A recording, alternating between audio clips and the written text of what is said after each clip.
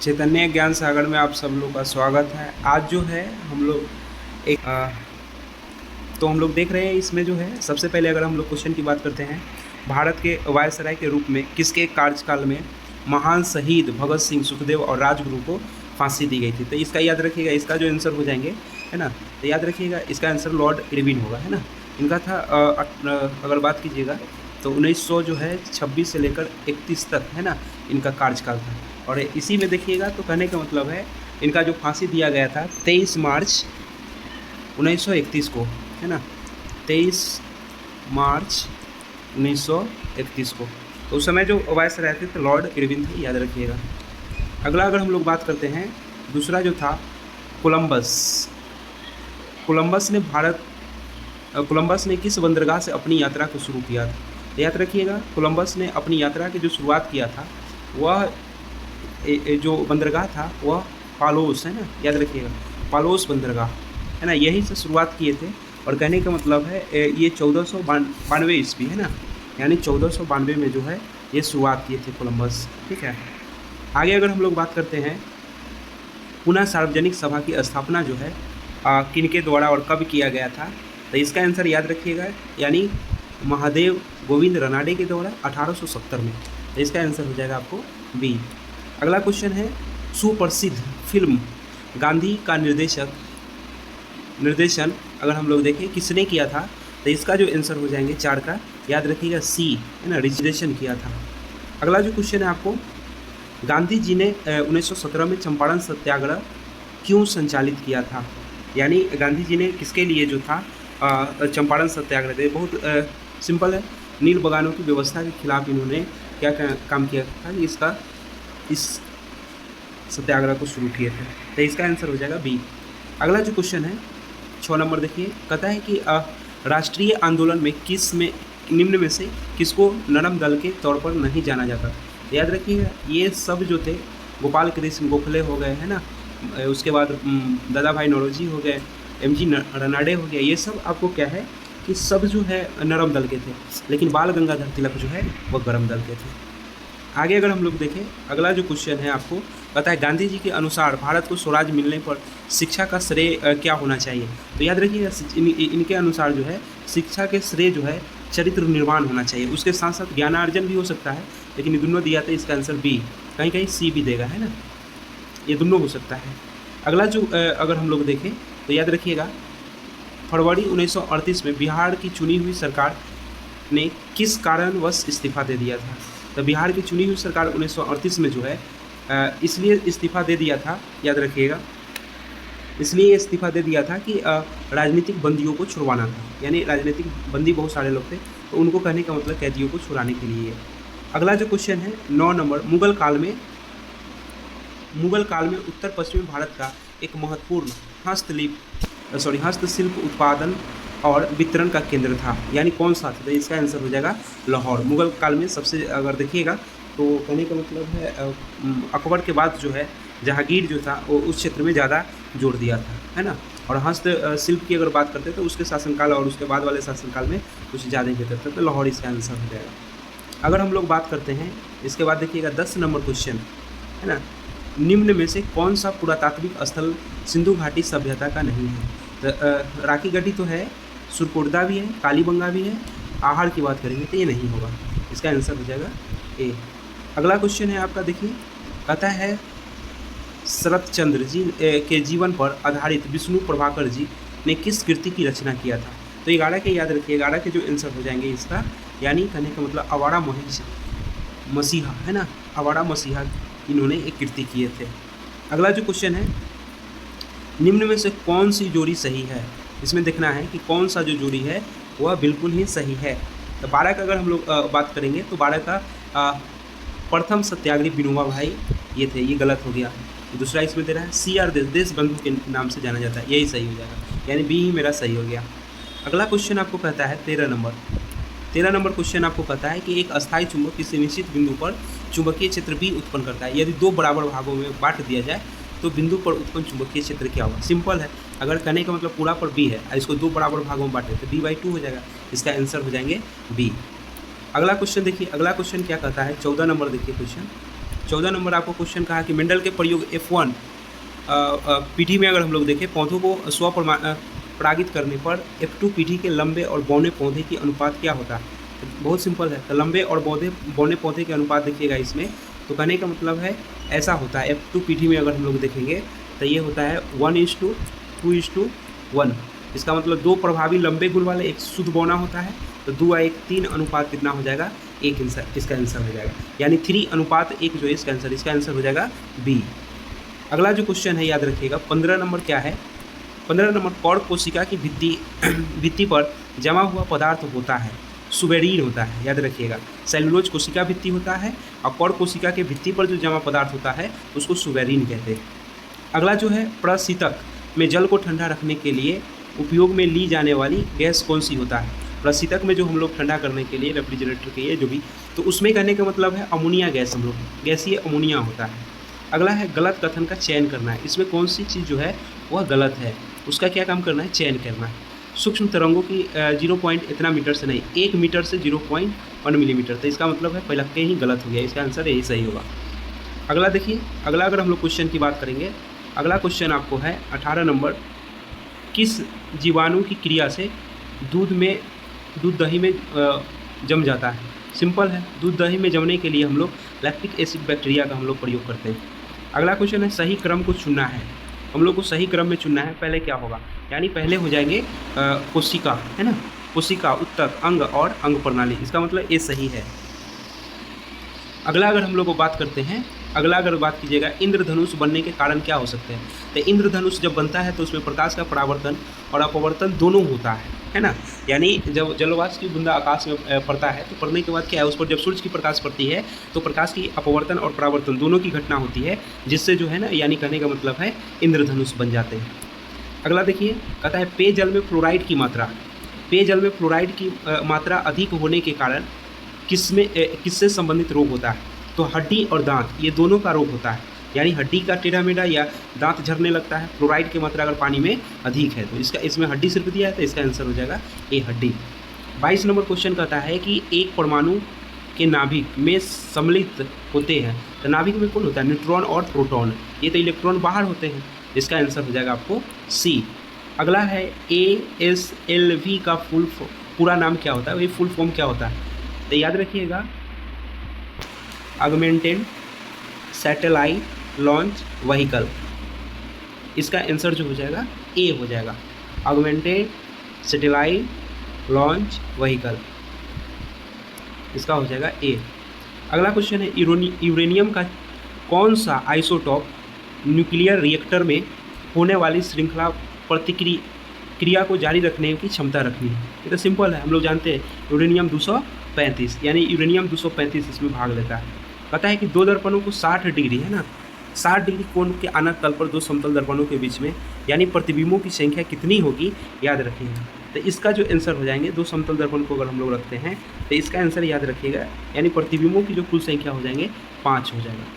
ठीक है, प्रतिबिंबों की जो संख्या हो जाएंगे वह 5 होगा, याद रखिएगा, दो आनत तल में। इसको हम लोग ऐसे बनाते हैं, है ना, अगर सम आ जाए तो ऐसे 360 बटा हो जाएगा 60, काटिएगा तो कितना हो जाएगा, यानी कहने का मतलब 6 छक्का के 36, सम आ गया तो इसमें से 1 घटा लेंगे तो कितना हो जाएगा 5, यानी प्रतिबिंबों की संख्या कितने हो जाएंगे 5 हो जाएगा। ठीक है, विषम आता तो सीधे छोड़ देते हैं उसको, जितना आता उतने करते।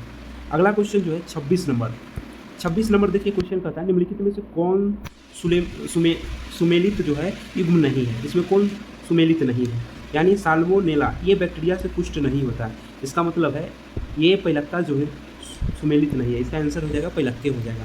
ठीक है, अगला अगर हम लोग बात करते हैं कि अगर हम लोग आगे बात करेंगे इसका, देखिएगा 27 नंबर, मानव शरीर में किस अंग में रुधिर ऑक्सीजन युक्त होता है, यानी कहने का मतलब है रुधिर जो है ऑक्सीजन युक्त होता है मानव के को, याद रखिए बायां अलिंद, है ना, बायां अलिंद में शुद्ध रक्त आता है, उसके साथ साथ किसके द्वारा, तो फुफ्फुस, है ना, सीरा के द्वारा आता है, तो इसका आंसर जो हो जाएगा यही। हम लोग को अगर हम लोग बात करते हैं कि हार्ट का क्या है, ये चेम्बर है।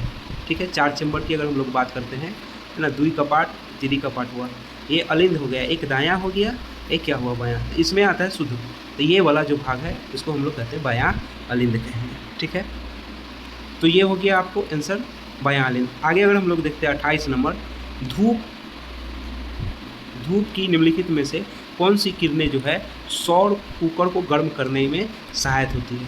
तो याद रखिएगा सूर्य की अवरक्त किरणें जो है ये सहायक होती है। पराबैंगनी किरणें तो कहने का मतलब समताप मंडल में ही है ना, ओजोन परत इसको अवशोषित कर लेता है, इसको हटा ही दीजिए। तो बच गया कौन सा किरण, अवरक्त किरण। तो अवरक्त किरण जो है सौर कुकर जो हम लोग उपयोग करते हैं उसमें अवरक्त किरण का प्रयोग होता है। 29 नंबर क्वेश्चन है, निम्नलिखित अधातु तत्व में धात्विक चमक होती है, यानी कौन से अधातु है जो धातु जैसा चमक देती है। तो याद रखिएगा ये आयोडीन है, आयोडीन में धात्विक चमक होती है। आगे अगर हम लोग बात करें क्वेश्चन का, अगला क्वेश्चन देखिए क्या कहता है टूटी हुई हड्डियों को की रक्षा के लिए प्लास्टर ऑफ पेरिस का प्रयोग करते हैं, है ना। और इसका कहने का मतलब है, याद रखिएगा नाम की अगर हम लोग चर्चा करते हैं तो ये हो जाएगा जिप्सम।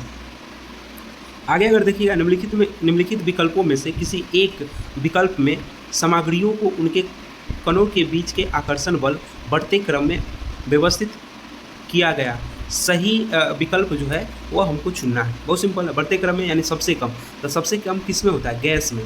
सबसे कम किस में होगा, गैस में होगा। उसके बाद किस में होगा, द्रव में होगा। उसके बाद किस में होगा, तो ठोस में होगा। तो इसमें से कौन हो सकता है, यानी कहने का मतलब है पहले हम लोग को द्रव होना चाहिए, गैस होना चाहिए, तब उसके बाद हम लोग को द्रव होना चाहिए, उसके बाद हम लोग को ठोस होना चाहिए। तो इसका आंसर जो है ये पहला हो जाएगा, हाइड्रोजन गैस, पानी और धातु, ये बढ़ते क्रम में छुटका, उसके बाद उसके बाद उसके बाद।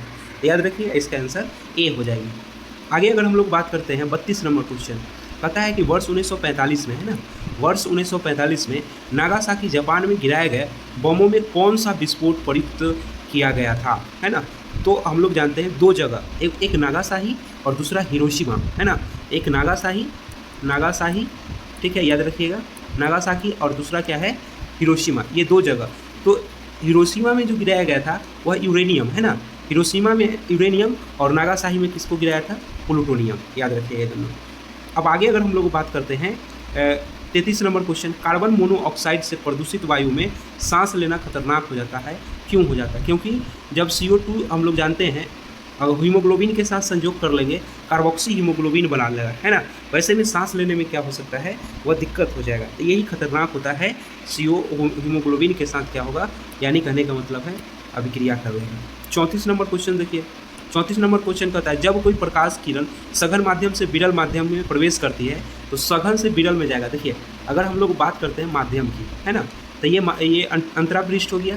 अगर हम लोग बात करते हैं कोई किरण सघन से आ रहा है और जब विरल में जाएगा, सघन से आ रहा है, ठीक है, याद रखिएगा सघन से आ रहा है, अगर वह विरल में जाएगा, सघन से आ रहा है अगर विरल में जाएगा तो अभिलंब से क्या होगा, दूर चल जाएगा। याद रखिएगा अभिलंब से क्या होगा, दूर चल जाएगा। मान लेते कि ये किरण आया और आने के बाद थोड़ा सा और चल जाएगा, ये ऐसे, ये हो गया सघन माध्यम, ठीक है, और ये हो गया विरल माध्यम। अभिलंब से क्या हो जाएगा, अभिलंब से दूर चल जाएगा, ये बात ध्यान में रखिएगा। इसका आंसर हो जाएगा वह अभिलंब से दूर मुड़ जाती है। इसका आंसर याद रखिएगा कौन होगा, ए इसका आंसर है। 34 का जो आंसर हो जाएगा ए होगा। अगला क्वेश्चन देखिए, अगर हम लोग अगला क्वेश्चन की अगर बात करेंगे 35 नंबर, वयस्क मानव की हाथों और पैरों की हड्डियों की संख्या मानव की सभी हड्डियों की संख्या का कितना प्रतिशत होता है। हम लोग जानते हैं कि 55 या 53 के आसपास जो है हाथ पैर की हड्डियां होती है। तो लगभग याद रखिए 51 कुछ % के आसपास होता है, यानी 106 के आसपास ऐसे दोनों मिला के हो जाएगा, और 206 के ऐसे देखा जाए तो 50% से भी ज़्यादा, ऐसे इसमें क्या % आंसर हो जाएगा, तो ये बात रखिएगा 50%। इसका जो आंसर हो जाएगा वो 50% हो जाएगा। अगला है ल्यूकेमिया, कई प्रकार के कैंसर का एक नाम है ना, जो अस्थि मज्जा में उत्पन्न होता है और बहुत संख्या में असामान्य रक्त कोशिकाओं का बनना शुरू हो जाता है। यह रक्त कणिका कौन सा होता है। तो हम लोग जानते हैं कैंसर जो होता है WBC की मात्रा अत्यधिक बढ़ जाने से ये कैंसर होते हैं। तो इसका आंसर जो होगा याद रखिएगा, यानी कहने का मतलब है ए। अगला है प्रकाश में 7 रंग, याद रखिएगा प्रकाश में 7 रंग होते हैं। रंगों को अलग करने का क्या तरीका है, यानी जब हम उसको प्रिज्म से गुजारते हैं तो वह 7 रंगों में अलग अलग विभक्त हो जाता है। पढ़े हुइएगा वर्ण विक्षेपण की घटना, ये प्रिज्म है, जब इससे गुजारते हैं रंगों को तो ये 7 अपने अवयवी रंगों में क्या होता है, विभक्त हो जाता है और एक वर्ण पट पर तैयार होता है। इसी घटना को वर्ण विक्षेपण कहते हैं। तो इसका आंसर ए हो जाएगा। अगला क्वेश्चन है, याद रखिएगा अगला क्वेश्चन आपका है, अगला क्वेश्चन 38 नंबर है, राष्ट्रीय नियोजन में रोलिंग प्लान का अवधारणा लागू की गई थी, है ना। किसके समय में रोलिंग प्लान आया था? तो याद रखिएगा जनता पार्टी की सरकार, है ना। 38 का जो आंसर हो जाएगा, जनता पार्टी का जो सरकार आया था तो उस समय कहने का मतलब है रोलिंग प्लान जो है वह लाया गया था। तो जनता पार्टी का उस समय क्या था? सरकार था। अब कहता है कि राजकोषीय घाटा। राजकोषीय घाटा क्या है? यानी कुल व्यय माइनस कुल प्रतियां जो होती है, इसी को हम लोग क्या कहते हैं? राजकोषीय घाटा। आगे का जो क्वेश्चन हम लोग देखें, अगला क्वेश्चन आपको कहता है पिछले दशक के दौरान भारतीय अर्थव्यवस्था के किस क्षेत्र का महत्वपूर्ण विकास हुआ है? यानी कौन सा क्षेत्र जो है जिसका सबसे ज़्यादा विकास हुआ है? तो याद रखिए भारत में तृतीय, जिसको हम लोग कहते हैं सेवा का क्षेत्र, और इसी सेवा के क्षेत्र का सबसे ज़्यादा विकास हुआ है, इसीलिए हम कह सकें कि तृतीय क्षेत्र का सबसे ज़्यादा विकास हुआ है।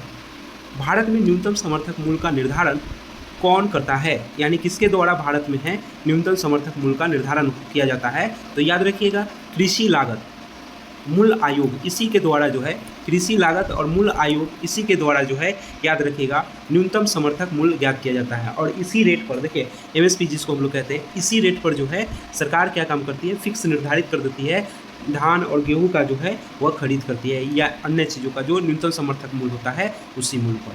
आगे अगर हम लोग देखें किस वर्ष में भारतीय रुपया का महीने में 2 बार अवमूल्यन हुआ था? तो कहने का मतलब महीने में 2 बार अवमूल्यन की बात करते हैं तो 2 बार हुआ था, है ना। शायद 66 और दूसरा अगर हम लोग बात करते हैं तो 1991, है ना। 1991 में जो है रुपया को कितने बार? 2 बार अवमूल्यन, 2 बार ऐसा हुआ था। तो 1991 में रुपया का 2 बार अवमूल्यन हुआ था, यानी गिर गया था, है ना। आगे अगर हम लोग देखें डॉलर के हिसाब से,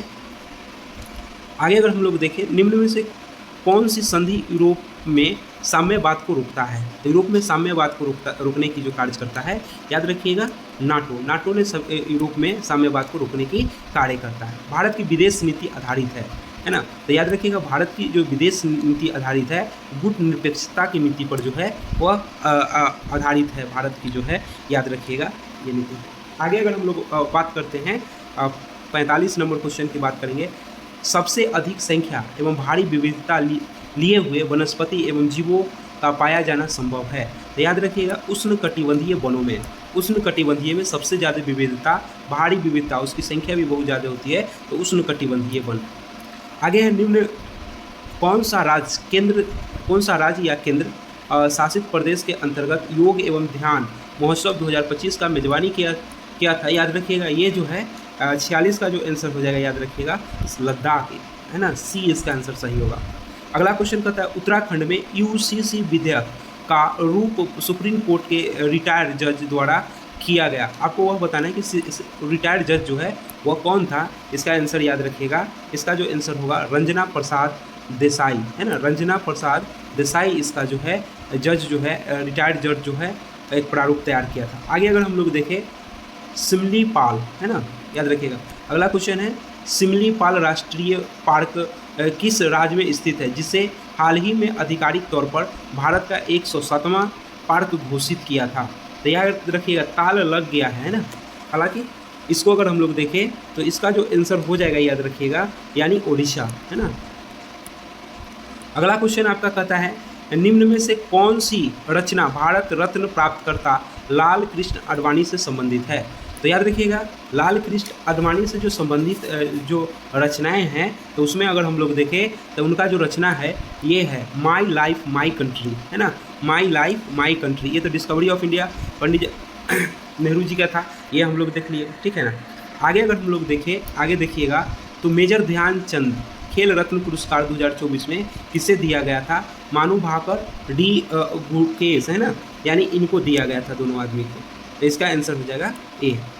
अगर हम लोग आगे देखें क्वेश्चन का, आगे देखिए आगे है क्वेश्चन, कहता है कि भारत के किन 2 स्थानों को हाल ही में यूनेस्को ने अपने memory of the world register में शामिल किया था? तो इसका आंसर होगा श्रीमद् भगवत गीता, है ना, और दूसरा है नाट्य शास्त्र। इसका आंसर हो जाएगा सी, यानी ए और बी दोनों, ये दोनों को शामिल किया गया था। 18वां प्रवासी भारतीय दिवस 2025 भारत के किस शहर में आयोजित किया गया था? तो याद रखिएगा यह जो था, यानी कहने का मतलब उड़ीसा, है ना। और उड़ीसा के कौन सा क्षेत्र में? तो याद रखिएगा भुवनेश्वर में। उड़ीसा के कहाँ? तो याद रखिएगा भुवनेश्वर में इसको आयोजित किया गया। आगे है केंद्रीय गृह मंत्री ने सीबीआई द्वारा विकसित किस पोर्टल का शुभारंभ किया था। तो कहने का मतलब है वह भारत पोल है ना, सीबीआई द्वारा भारत पोल एक कहिए कि प्लेटफॉर्म जो है वह तैयार करके छोड़ा गया था, है ना, उसी को हम लोग प्रकार के पोर्टल कहते हैं। हाल ही में शास्त्रीय भाषाओं में नई जोड़ी गई भाषाओं का सही क्रम कौन है, यानी कौन कौन जोड़ा गया था उसका सही क्रम जो है 54 को आप लोग को बताना है। तो 54 का आंसर हो जाएगा बी, याद रखिए, सॉरी 54 का डी हो जाएगा। मराठी, पाली, प्राकृतिक, असमिया और बंगाली, ये भाषा जो है ऐसे करके जोड़ा गया था। आगे है राष्ट्रीय वन रिपोर्ट 2023 के अनुसार भारत के कुल क्षेत्रफल के कितने प्रतिशत भाग पर वृक्ष और वनों का विस्तार है। तो याद रखिएगा इसका जो आंसर हो जाएगा सी हो जाएगा, यानी 25.17 जो है भाग पर इसका क्या है, वनों का विस्तार है। 2025 म्यांमार भूकंप के जवाब में भारत द्वारा हाल ही में शुरू किए गए ऑपरेशन का नाम है, यानी कौन सी म्यांमार के लिए ऑपरेशन को शुरू किए थे। तो याद रखिएगा इसका जो आंसर हो जाएगा 56 का सी होगा, है ना, ऑपरेशन ब्रह्मा, है ना। आगे अगर हम लोग देखें, कहता है कि भारत और किर्गिस्तान के बीच हाल ही में संयुक्त सैन्य अभ्यास खंजर 12 का आयोजन कहाँ किया गया था। तो याद रखिएगा ये जो किया गया था टोकमक किर्गिस्तान, है ना, टोकमक किर्गिस्तान, यहीं पर जो है इसका सैन्य अभ्यास किया गया था। तो याद रखिएगा इसका जो आंसर हो जाएगा ए हो जाएगा। आगे कहता है कौन सी ग्रैंड स्लैम टेनिस चैंपियनशिप घास के मैदान पर खेली जाती है। तो घास के मैदान पर खेली जाने वाली, याद रखिएगा टेनिस चैंपियनशिप की अगर चर्चा करते हैं तब विंबलडन, है ना, विंबलडन जो है अगर देखा जाए तो इसका आंसर क्या हो जाएगा, यानी बी। अगला जो अगर हम लोग बात करते हैं निर्वाचन प्रक्रिया के विषय में क्या सही है, यानी कौन से बात जो है निर्वाचन प्रक्रिया के बारे में सही है। तो इसका आंसर याद रखिएगा, इसका आंसर जो है प्रत्येक दल अपना घोषणा पत्र जो है वह तैयार करता है जिसमें अपने कार्यक्रम सिद्धांतों का उल्लेख करता है। सी होगा। अब आगे देखा जाए, आगे क्वेश्चन कहता है 60 नंबर क्वेश्चन आपको कहता है निम्नलिखित में से किसको संविधान द्वारा मौलिक अधिकारों का लागू करने की शक्ति प्रदान करता है। मौलिक अधिकार को लागू कर सकता है सर्वोच्च न्यायालय और याद रखिएगा उच्च न्यायालय, यह दोनों जो है मौलिक अधिकार को लागू कर सकता है। भारत के राष्ट्रपति के संदर्भ में निम्नलिखित कथनों पर चर्चा करें, यानी भारत के राष्ट्रपति के संदर्भ में कौन सा कथन सही है, इस पर हम लोग को क्या है कि चर्चा करना है। तो ये आपका जो हो गया, याद रखिएगा 61 नंबर क्वेश्चन। 61 का जो आंसर हो जाएगा, ये बात ध्यान में रखिएगा, 61 का आंसर होगा इसमें अगर देखा जाए तो भारत के संविधान के अनुच्छेद 53 के उल्लेख की संघ की कार्यकारी शक्ति जो है राष्ट्रपति में हो गया और अगले 5 वर्षों के लिए, है ना, उनका पद रहेगा। और तीसरा कहता है कि भारत के संविधान के अनुच्छेद 60 राष्ट्रपति के महाभियोग की चर्चा है। तो याद रखिएगा महाभियोग जो है वियोग की बात करेंगे तो याद रखिएगा ये आर्टिकल जो है वह आपको 61 की बात करता है, ठीक है। तो इसका आंसर ऊपर का सही होगा, याद रखिएगा, यानी कहने का मतलब 1 और 2 होगा। इसके अनुसार अगर लगाइएगा तो देख लीजिए कौन इसमें जो है वह सही है। तो इसके अनुसार हमको लगता है कि इसका जो आंसर हो जाएगा बी होगा, यानी 61 का जो आंसर हो जाएंगे वह क्या होगा कि याद रखिएगा बी होगा। अगला क्वेश्चन देखिए, अगला क्वेश्चन है 62 नंबर क्वेश्चन। भारतीय संविधान निम्नलिखित अनुच्छेदों में से कौन सा अनुच्छेद राज्य सरकार को यह ग्राम पंचायत की संगठन करने की शक्ति प्रदान करती है। तो ये आर्टिकल याद रखिएगा 40, इसका आंसर जो हो जाएगा वह 40 हो जाएगा, ठीक है। आगे अगर देखा जाए भारतीय संविधान के अनुसार राज्य की विधायिका में निम्नलिखित शामिल है, यानी कौन कौन राज्य की विधायिका में जो है वह शामिल है। तो 63 के आंसर याद रखिएगा, 63 का जो आंसर हो जाएगा 4 हो जाएगा, यानी राज्यपाल भी दे दिया तो उसको ले चलना है। तो इसका आंसर याद रखिएगा, यानी कहने का मतलब है 4 है। अगला क्वेश्चन आपको क्वेश्चन 4 था, केवल 4 है तो इसका मतलब डी इसका आंसर जो होगा वो याद रखिएगा सही है। अगला क्वेश्चन है निम्नलिखित कथनों में से कौन सा कथन सही नहीं है। ये देखना है कि कौन सा कथन जो है वह सही नहीं है। 64 का जो आंसर हो जाएगा याद रखिएगा, इसका आंसर बी सही होगा, सही नहीं है। यानी धन विधेयक को शुरुआत में राज्यसभा नहीं लोकसभा है ना कि अगर बात करेंगे उसमें धन विधेयक को ले जाया जाएगा पहले। तो ये हो गया। आगे अगर हम लोग देखें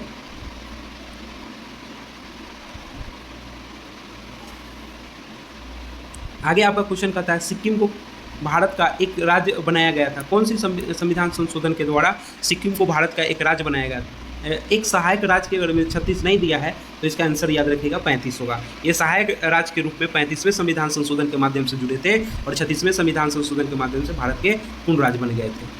आगे अगर देखा जाए 45, अतः सदैव सहमति के साथ अक्सर वाणिज्य मंडल के निर्देशों पर भारत सरकार चलती है और इसे व्हाइट मैन्स वार्डन कहा जाता है। यह किसने कहा था? तो यह बात जो है महात्मा गांधी जी ने कहे थे। अगला क्वेश्चन है सत्यार्थ प्रकाश की रचना किसने किया था? तो याद रखिएगा दयानंद सरस्वती जी ने सत्यार्थ प्रकाश की क्या किए थे? रचना किए थे। अगला क्वेश्चन है खान अब्दुल गफ्फार खां है ना द्वारा स्थापित खुदाई खिदमतगार को किस नाम से भी जाना जाता है? तो रेड है ना, रेड कुर्ती के नाम से, यानी रेड शर्ट की इसका आंसर हो जाएगा। आगे अगर हम लोग देखें 69 नंबर क्वेश्चन पर हम लोग आते हैं। देखिए 69 नंबर क्वेश्चन में क्या है? 69 नंबर क्वेश्चन की अगर हम लोग बात करेंगे तो इसमें क्या है इसको देखते हैं। निम्नलिखित में से कौन सा युवा बलित पर्वत नहीं है? अच्छा, युवा बलित पर्वत जो है इसमें से कौन सा नहीं है ये हम लोग को देखना है। तो याद रखिएगा युवा बलित पर्वत की अगर हम लोग बात करेंगे तो युवा बलित पर्वत निम्न में से कौन सा नहीं है? तो अरावली जो हो गया, अप्लेसिया जो है युवा बलित पर्वत नहीं है, तो इसका आंसर हो जाएंगे डी, याद रखिएगा। अगला क्वेश्चन जो है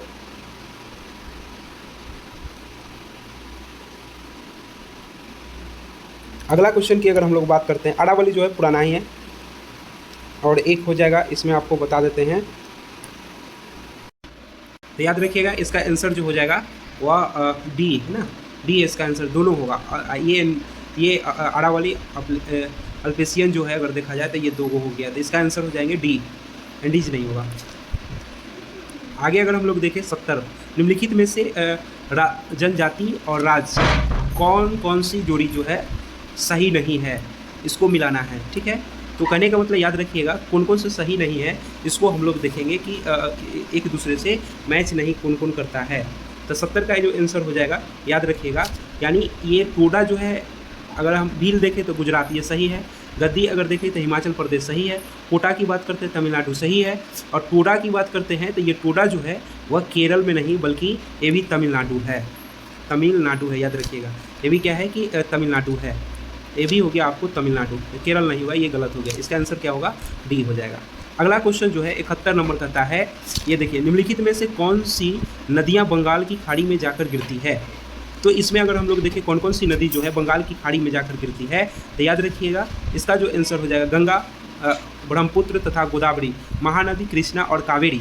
ये दोनों 6 नदी की अगर चर्चा करें तो ये सब जाकर जो है कहाँ गिरती है? तो याद रखिएगा बंगाल की खाड़ी में जाकर गिरती है। तो इसका आंसर दोनों ए और बी दोनों हो जाएगा। अगला क्वेश्चन कहता है कि थार मरुस्थल, अगला क्वेश्चन आपको यह है, याद रखिएगा क्या कहता है कि थार मरुस्थल की सिंचाई करने वाली इंदिरा गांधी नहर का उद्गम स्थल बताना है। इंदिरा गांधी नहर की जो है उद्गम स्थल क्या है? हड़ी के बराज है ना, याद रखिए हड़ी के बराज जो है इसका आंसर सही होगा। आगे जो है अगर 73 नंबर क्वेश्चन देखिएगा तो 73 नंबर में क्या कहता है? पुरानी जलोढ़ मिट्टी का भंडार बिहार में जो है निम्न में से किस क्षेत्र में है? तो ये पूर्णिया हो गया, पूर्णिया जहाँ जहाँ आ रहा है ये सब तो कहने का मतलब उत्तर भारत, और वहाँ पर नया जलोढ़ मिट्टी है जिसको हम लोग खादर कहते हैं। क्या कहते हैं? खादर है ना, नया जलोढ़ मिट्टी जो होता है उसको हम लोग खादर कहते हैं, पुराने जलोढ़ मिट्टी को बांगर कहते हैं। तो ये बांगर वाला जो भाग होगा वह पटना और क्या होगा? गया है ना, यानी इसको बांगर कहते हैं, वो खादर कहते हैं, पुरानी जलोढ़ मिट्टी और नई जलोढ़ मिट्टी।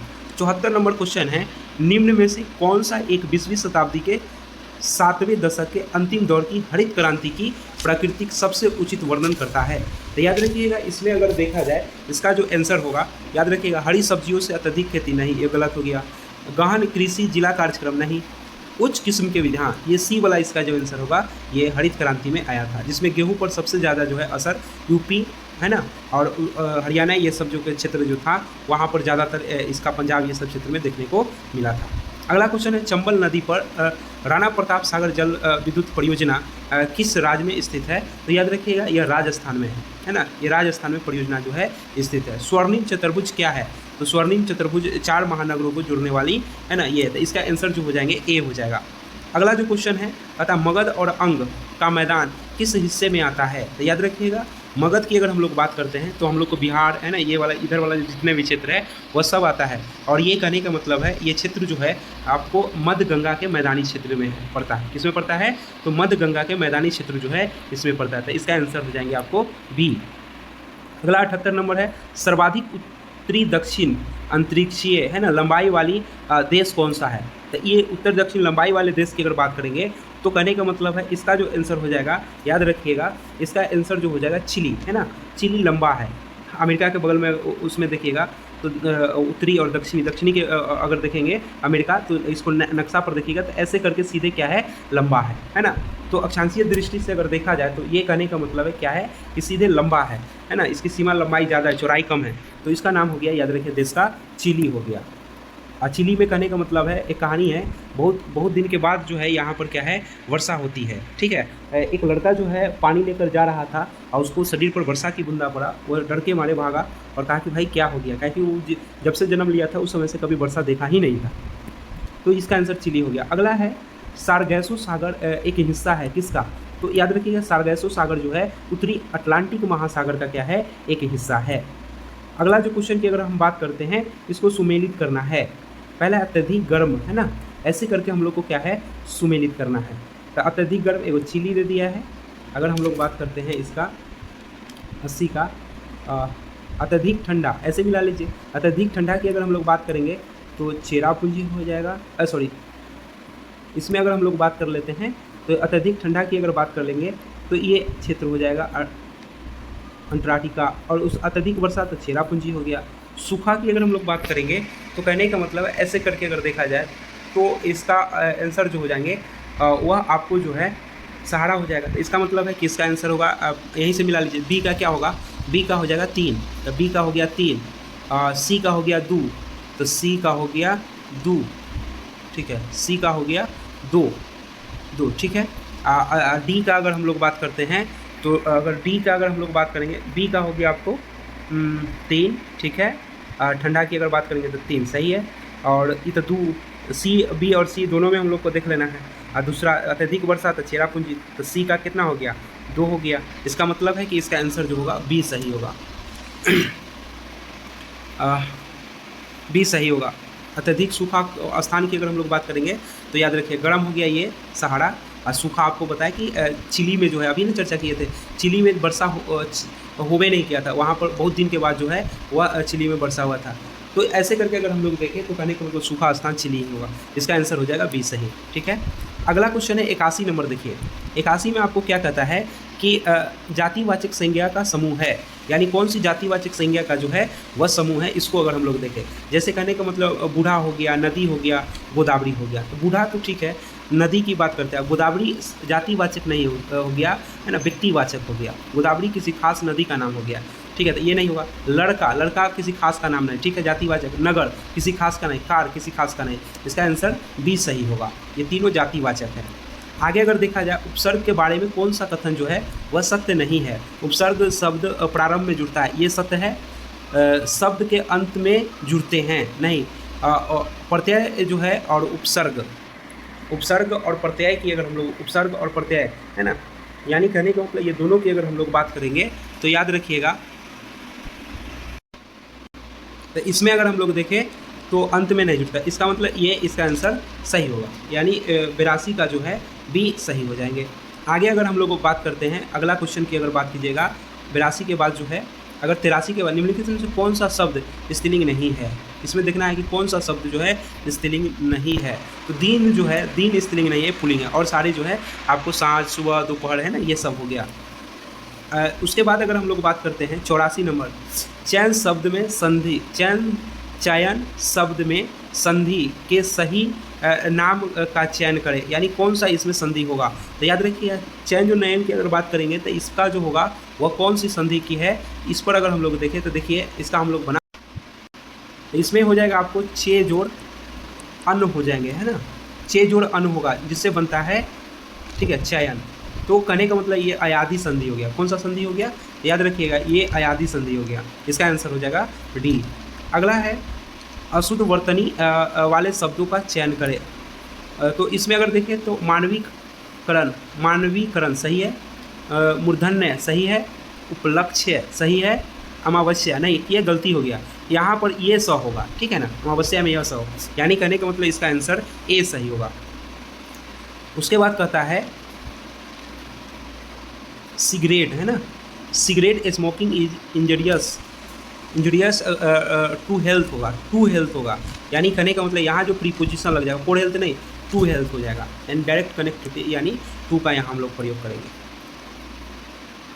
अगला क्वेश्चन आपको कहता है इसमें देखना है कि ए पीरियड ऑफ 100 ईयर्स, तो इसको सेंचुरी कहते हैं, 100 साल की, तो हम लोग क्या कहते हैं, शताब्दी कहेंगे, तो याद रखिएगा, यानी सेंचुरी कहेंगे इसको। आगे अगर हम लोग देखें, हिंदी साहित्य का सबसे प्रसिद्ध उपन्यासकार किसे माना जाता है, तो मुंशी प्रेमचंद्र को, है ना, मुंशी प्रेमचंद्र को सबसे, है ना, गोदान की अगर हम लोग चर्चा करें तो ये सबसे जो है प्रसिद्ध उपन्यासकार हैं। कवि विद्यापति की रचना कीर्तिलता, है ना, कीर्तिलता की भाषा क्या है, अवहट, है ना, अवहट है ना, ये भी भाषा नहीं, ये भी भाषा नहीं, ये भी अवहट भाषा है इसका। कहता है जिंदगी नामक उपन्यास जो है किसके द्वारा रचना किया गया था, तो याद रखिएगा ये कृष्ण सोबती, है ना, कृष्ण सोबती के द्वारा जो है इसकी रचना किया गया था। अब चलिए, अब मैथ की क्वेश्चन अगर हम लोग देखें, मैथ का क्वेश्चन हो गया, ठीक है, तो मैथ के क्वेश्चन में अगर हम लोग देखेंगे तो देखिए पहला क्वेश्चन आपको क्या कहता है, इस पर ध्यान दीजिएगा। कहता है किस वार्षिक वृद्धि ब्याज की दर 2 वर्षों में, है ना, स्वयं का 25/16, है ना, 2 वर्षों में 25/16 गुना हो जाएगा, तो इसका आंसर क्या होगा, ये हम लोग को देखना है, ठीक है। तो इसमें अगर हम लोग देखें तो यहाँ पर देखिए, इसको हम बना ही देते हैं, देख लीजिए, देखिए तो इसमें दिया हुआ था कितना हो जाता है, तो ये 25 बटा हो जाता है, याद रखिएगा 25 बटा जो है 16, ठीक है, इतना हो जाता है, तो बहुत सिंपल है, तो इतना बटा हो गया ना, तो इसको कुछ नहीं करना है, 1 + r बटा कितना कर दीजिएगा 100, 2 वर्ष दिया हुआ है, हो गया, 25 16 है तो इसका स्क्वायर, ये आपको एक मिश्रधन हो गया, एक मूलधन हो गया, इसको अगर हम लोग कर लेंगे यहाँ से तो आसानी से निकल जाएगा, ठीक है। अब देखिए तो 25 को लिख सकते हैं 5/4 का ये स्क्वायर हो जाएगा, और इधर लिखिएगा तो आपको हो जाएगा 1 + r बटा 100 का स्क्वायर से स्क्वायर कट जाएगा, ठीक है। इधर ले आइएगा, इधर जब लाइएगा इसको तो एक घट जाएगा ना, तो ये 5 बटा जो है वह 4 - 1 बराबर अगर बात कीजिएगा तो कितना हो जाएगा, r/100 होगा, ये घटा लीजिएगा तो 4 में तो 1/4 हो जाएगा, बराबर r/100 हो गया, 25 चौका के 100, यानी कहने का मतलब r बराबर कितना हो जाएगा 25।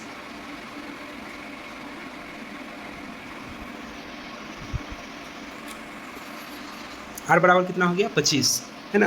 तो ऐसे करके कहने का मतलब है अगर हम लोग देखें तो इसका आंसर जो हो जाएगा 49 की अगर हम लोग बात करेंगे तो इस प्रकार से इसका आंसर कितना हो जाएगा 25 का हम लोग देखें 25%, तो इसका आंसर याद रखिएगा, इसका जो आंसर हो जाएगा वो आपको 25% हो गया, ठीक है। अगला देखिए ये क्वेश्चन कहता है ना, इसमें अगर दी गई आकृति में ABD जो है ABD 55 है, ये 30 है, एक वो है y है और ये x है, तो x - y, यहाँ पर आपको आकृति दिया हुआ है ना, इस आकृति के आधार पर हम इसको बना सकते हैं। देखिए ध्यान दीजिएगा, इसके आधार पर बनाएगा तो यहाँ हमको दिया हुआ है ना, और ये y है, ठीक है, यहाँ दिया हुआ है x है, ये कोण और ये कोण दिया हुआ, एगो हमको 55 है और एगो हमको 30 है। तब कहता है कि तो ये दोनों का जो अंतर होता है x - y जो होगा ये 55 प्लस याद रखिएगा 30 होता है, दोनों को जोड़ेंगे तो कितना 55 और 30 को जोड़िएगा तो इसका आंसर हो जाएगा 85, यानी 85 इसका आंसर सही हो जाएगा। आगे देखिए, आगे जो है क्वेश्चन कहता है, इसको देख लीजिए, ये क्वेश्चन क्या कहता है, इसको अगर हम लोग देखेंगे, इसको अगर देखिएगा बहुत सिंपल है ना, इसको देखिएगा तो किसी काम को ए जो है 20 दिन में करता है और बी जो है 15 दिन में करता है, ए 20 दिन में करता है, बी 15 दिन में करता है, दोनों मिलकर काम शुरू करते हैं, दोनों मिलकर जो है वह काम शुरू करते हैं, ठीक है, दोनों मिलकर काम शुरू किए, कुछ दिन के बाद बी काम छोड़कर चला जाता है, और कहने का मतलब ए उस काम को 6 दिन में पूरा करता है, तो बी उस काम को छोड़ने के बाद बी कितने दिन बाद काम को छोड़ दिया होगा ये देखना है। देखिए यहाँ तो जगह नहीं, यहाँ बना देते हैं, सादा पेज है, ठीक है। यहाँ देखिए बी जो है इस कार्य को 15 दिन में करता है, एगो 10 एक 15, दोनों का एलसीएम लीजिएगा तो टोटल वर्क हो जाएगा, तो 60 दिन हो गया, इफिशियंसी निकालिएगा तो 3 हो गया, इसको 15 चौका 60 हो गया। पता है कि बी जो है 6 दिन लास्ट में काम किया, तो काम किया 6 दिन, तो इफिशियंसी से गुना कर दीजिएगा, तो इसका जो गुना हो जाएगा याद रखिएगा गुने 6 हो जाएगा, तो 6 तरीके कितना हो जाएगा याद रखिएगा। तो 18 दिन ही काम कर दिया लास्ट में, तो टोटल मान लेते हैं कि 60 को काम हुआ, 18 को बी लास्ट में कर दिया, तो शेष कितना काम बच जाएगा, यानी शेष काम जो बच जाएगा वही दोनों पहले मिलकर किया होगा। तो 18 में से 60 को घटाइएगा तो कितना हो जाएगा, यानी 60 में से 18 को घटाएंगे तो 42 हो जाएगा। और उस ए और बी दोनों मिलकर शुरू में काम किया, ठीक है। अब बटा, तो दोनों को एफिशिएंसी जोड़िए, इसका 3 है इसका 4 है, तो 4 3 7, 7 6 42, 6, यानी 6 दिन पहले दोनों मिलकर काम किया होगा। तो बी कै दिन काम किया होगा, तो याद रखिएगा बी जो है वह 6 दिन काम किया होगा, बी 6 दिन काम किया होगा। इसका आंसर हो जाएंगे याद रखिएगा 6, ठीक है। यानी बी जो काम किया 6 दिन किया, दोनों मिलकर पहले 6 दिन काम किया, तो बाद में फिर 6 दिन ए किया, ऐसे करके बनाइएगा, ठीक है। तो इसमें अगर हम लोग देखें तो इसका आंसर हो जाएगा याद रखिएगा 6 दिन हो जाएगा। आगे देखिए, आगे क्वेश्चन कहता है कि 360 का कितने अभाज्य में, तो सिंपल है। 360 का अगर कीजिएगा तो याद रखिएगा 360 है, 2 से लगाइएगा तो 180 हो जाएगा, 2 से लगाएंगे तो 90 हो जाएगा, 2 से लगाएंगे तो 45 हो जाएगा, 3 से लगाएंगे तो 15 हो जाएगा, फिर 3 से लगाइए तो 5, 1 2 3 4 5 6, यानी कनेक्ट 1 2 3 4 5 और इसका 6, यानी 6 वो अभाज्य गुणनखंड हो जाएगा। अब देखिए आगे अगर हम लोग देखें, 2.8 मीटर त्रिज्या के वाले 15 सेंटीमीटर गहरे कुएं को खोदा जाता है, ठीक है। यानी कहने का मतलब है गहरे कुएं को खोदा जाता है। अब खोदने के बाद कहता है उसमें से मिट्टी निकाला जाता है। कुआं है तो बेलनाकार होगा, बेलन होगा, तो बेलन की दिया जाता है, ऐसा चबूतरा बनाया जाता है, ठीक है, ध्यान रखिएगा। यानी कहने का मतलब है एक चबूतरा ऐसे करके जो है वह बनाया जाता है, एक ऐसा चबूतरा जो है वह बनाया जाता है इसी में से निकाल कर। इसकी रेडियस की अगर बात करते हैं, इसकी त्रिज्या आपको पता है r बराबर जो है 2.8 है। इसकी लंबाई की अगर बात करेंगे तो याद रखिएगा लंबाई आपको दिया हुआ है ना, लंबाई दिया हुआ है 15 मीटर दिया हुआ है, 15 मीटर इसकी लंबाई दिया हुआ है। और इसमें अगर हम लोग बात कर ले, इसका अगर देखिएगा तो इसमें आपको दिया हुआ है कि ये 8 है, चौड़ाई 8 है, ठीक है। चौड़ाई की चर्चा करेंगे तो चौड़ाई इसका दिया हुआ है, चौड़ाई जो है याद रखिएगा चौड़ाई इसका पता है ये कितना दिया हुआ है, तो चौड़ाई पता है, ठीक है ना। चौड़ाई कहता है 8 है, ऊंचाई 1 पॉइंट कहता है कि 5 है, याद रखिएगा, ठीक है। अब कहता है कि इसकी लंबाई कितना होगा ये ज्ञात करने के लिए सिंपल है, यानी जितना मिट्टी यहाँ से निकलेगा, इसमें से जितना मिट्टी निकलेगा उतने मिट्टी का तो चबूतरा बना है, दोनों का आयतन क्या होगा बराबर होगा, तो सिंपल हो गया। यानी बेलन की आयतन निकाल दीजिएगा तो पाई क्या होता है, पाई आर स्क्वायर, यानी पाई आर स्क्वायर एच, यही होता है पाई आर स्क्वायर एच। उसके बाद जो है बराबर कर दीजिएगा, बेलन का बराबर हो जाएगा यहाँ एल बी एच हो जाएगा, हो गया। तो यहाँ से निकालिएगा तो 22 बटा जो हो जाएगा याद रखिएगा 7, गुना हो जाएगा। आर की अगर हम लोग बात करेंगे, आर की अगर हम लोग बात करेंगे तो कितना है, यानी 2.8 है, तो यहाँ लिखिएगा 2.8 गुने 2.8। एच की अगर बात कीजिएगा तो एच इसमें कितना दिया हुआ है 15, ऐसे ही इसको कर देना है 1.5 गुने 8 हो गया। एल हमको पता नहीं है तो एल इधर रख दीजिए। अब देखिए कटने वाला होगा उसको काट दीजिएगा, एक पॉइंट भगा दीजिएगा तो 10 हो जाएगा ना, यहाँ 7 चुका के 28 कट जाएगा, 4 बार में कट गया, ठीक है। ऐसे ही अगर देखिएगा इसको भगाइएगा तो 10 हो जाएगा, पॉइंट भागेगा तो 10 से 10 कट जाएगा, ठीक है। ये 15 से 15 कट गया, उसके बाद ये 4 से काटिएगा तो ये यहाँ 8 कट गया, 4 गुना के 8, और ये 2 से काटिएगा तो ये 11 कट गया, है ना। तब बच क्या गया, यानी एल बराबर जो बच गया आपको याद रखिएगा 11 गुने, ठीक है, 11 गुने 2.8, और दोनों को गुना कीजिएगा तो हमको लगता है कि 2.8 से गुना कीजिएगा तो 30.80 है ना, यही इसका आंसर हो जाएगा, यानी 30.80। इसका दोनों के आयतन बराबर कर देंगे, यही होगा। तो ये हम लोग देख लिए 30.2 होगा, गुना कराइएगा तो 30 पॉइंट जो है वहाँ 8 होगा, सॉरी डी इसका आंसर सही होगा। इसका जो आंसर आपको बता दिए डी सही है। अब आगे अगर हम लोग देखें, कहता है एक क्षैतिज तल पर इमारत जो है, ये तो सिंपल है, एक क्षैतिज तल पर एक इमारत की बात करता है, ठीक है ना। क्षैतिज तल पर एक इमारत के आधार से 70 की दूरी पर जो है शीर्ष का उन्नयन कोण जो है 60 डिग्री बनता है। तो कहता है इमारत की ऊंचाई का, ये तो बहुत सिंपल है, अगर बनाइएगा तो ऐसे करके हम लोग बना सकते हैं। ये 70 हो गया, ये थीटा 60 हो गया, तब कहता है कि एच कितना होगा। तो tan थीटा बराबर हम लोग जानते हैं, tan थीटा बराबर क्या होगा h बट्टा b हो जाएगा, ठीक है। यानी या इसको हम लोग p कह सकते हैं, h को p कहते हैं। तो यहाँ पर अगर हम लोग p भी इसको कह सकते हैं, कोई दिक्कत नहीं, वही ऊंचाई जो हो गया इसका p हो गया। अब यहाँ पर अगर tan 60 की बात करते हैं, tan 60 डिग्री हो जाएगा, और पी तो पी ए है, ये हो जाएगा कितना 60 दिया, सॉरी 60 है तो यहाँ लिखेंगे 60 हो गया। tan 60√3 होता है तो p बराबर हो जाएगा 60√3। देखिए 60√3 तो कौन हो जाएगा, इसका बी नंबर आंसर सही हो जाएगा। अगला क्वेश्चन कहता है कि व्यापारी ने व्यापारी ने 5% कम पर एक सामान को बेच दिया, ठीक है। यदि वह सामान 10% कम मूल्य पर खरीदा होता और 33% अधिक मूल्य पर बेचता तो उसे 30% का लाभ होता, है ना। तो कम पर खरीदा और लाभ वाला को एक साथ कर दीजिए। वस्तु की कीमत अगर x मान लीजिएगा तो तब यहाँ से बना सकते हैं। अगर वस्तु की कीमत को अगर हम लोग x मान लेते हैं, वस्तु का मूल्य की अगर हम लोग बात करेंगे तो मूल्य कितना हो जाएगा। मूल्य की अगर वस्तु की बात करते हैं, मूल्य जो है, मूल्य x रुपया है। अब x रुपया जो है, इसको याद रखिएगा, x रुपया है।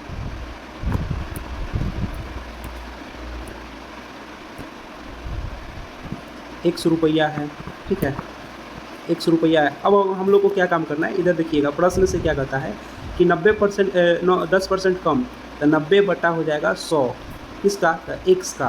अब इस पर 30% का लाभ कमाता है तो 130/100 हो जाएगा। लाभ कमाएगा तो 100 प्लस दे दीजिएगा।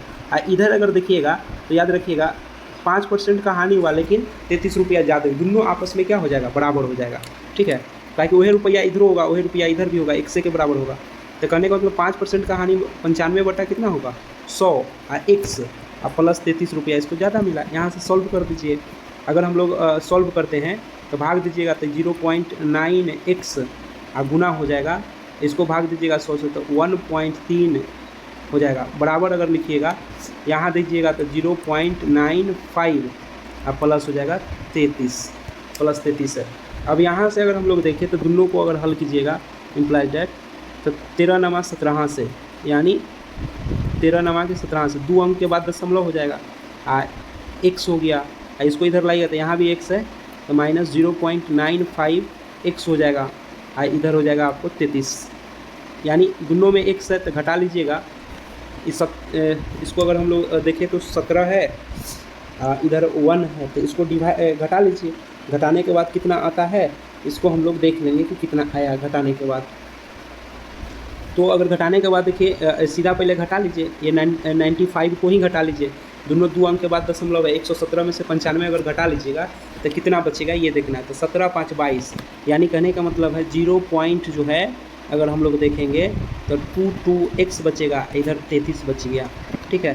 तो x का वैल्यू निकालिएगा, x का वैल्यू निकालिएगा तो यहाँ पर कितना हो जाएगा 33/0.22, इसको भगा दीजिए तो 100 हो जाएगा, हो गया। इसको काटिएगा तो 11 दूनी 22, 11 तिया 33, इसको तो 50, ठीक है। इसको खींचेगा तो 150 हो जाएगा, 150। यानी टोटल रुपया की अगर हम लोग बात करेंगे, टोटल रुपया की बात करेंगे तो कितना आएगा, याद रखिएगा 150, यानी 150 इसका आंसर होगा। अगला क्वेश्चन देखिए, इसका हम लोग देख लिए, इसका जो हो जाएगा 150। अगला क्वेश्चन देखिए, कहता है कि ABCD समलंब का है, तो इसको कुछ नहीं करना है। अगर मध्य बिंदु की चर्चा कर देता है, समलंब चतुर्भुज की अगर मध्य बिंदु की चर्चा कर देता है, कहता है कि ABCD एक समलंब चतुर्भुज है। E तथा F उन E और F AB और BC के क्या है, मध्य बिंदु है जो समांतर भुजा नहीं है। यानी दोनों के मध्य बिंदु है AB और ये जो समांतर भुजा नहीं है। यदि EF AB के समांतर है, EF AB के समांतर है, तो इसके लिए क्या कहता है कि EF बराबर क्या होगा। सिंपल है, ऐसा जब भी क्वेश्चन आए तो EF बराबर जो होगा याद रखिएगा, यानी कहने का मतलब AB प्लस हो जाएंगे CD, दोनों को जोड़िए बाई 2 कर दीजिए।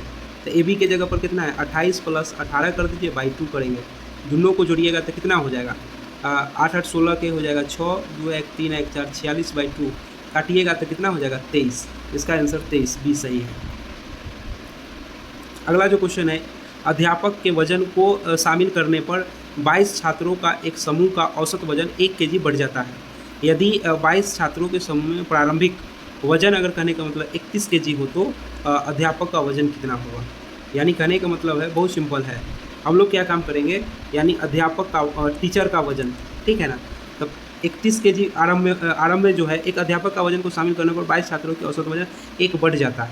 यदि 22 छात्र की औसत वजन इतना था तो 1 बढ़ा है तब 31 से कितना हो गया, 32 औसत हो गया। आदमी 22 हुआ है, वो टीचर आ गया था, कै गो हो जाएगा, 23 वो। अब पहले कै गो था उसको घटा दीजिए, 22 गुने अब पहला का वजन कितना था, यानी 31 था औसत वजन। दोनों को गुना करा दीजिए, घटा के लिख दीजिए, इसको गुना कराइए दोनों को कितना आता है। तो दोनों को अगर गुना करा लीजिएगा तो गुना कराइए फर्स्ट।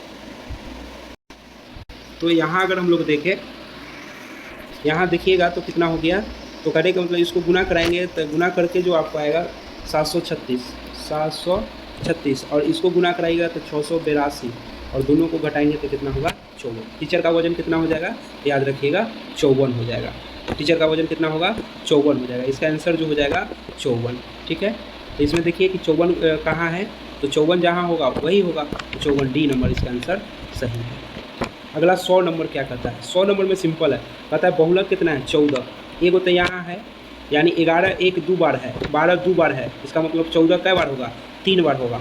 तो के का मान कितना रखेंगे कि 14 आ जाएगा, है ना। के का मान अगर यहाँ 15 रखेंगे तो घटेगा तो 14, इसका मतलब के का मान कितना होगा, के बराबर जो होगा वो 15 होगा। 15 होगा तब ना 15 में से एक जाएगा तो 14, एगो 14 यहाँ, एगो 14 यहाँ, 1 2 3 वही सबसे ज़्यादा बार आता है उसका बहुलक होगा। इसका आंसर होगा सी 15।